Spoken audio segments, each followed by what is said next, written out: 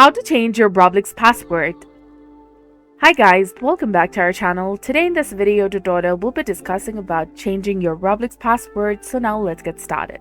So if you suspect that your Roblox account may have been compromised, or if someone else has access to it, changing your password is essential. To change your password, you must know your current password and be able to log in to your account. If you can't remember your current password, you won't be able to log in, and therefore you cannot change it. However, you can reset your password, which is a different process. And to start changing your password, you have to go to roblox.com and log into your account.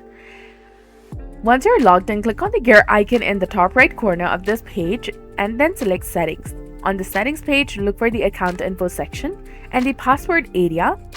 Click on the pencil icon next to it to open a pop-up window for changing your password, and you will need to enter your current password, the one you just used to log in, and after that input your new password and re-enter it to confirm.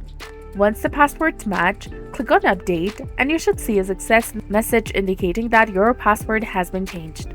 So from now on, use your new password to log into your Roblox account.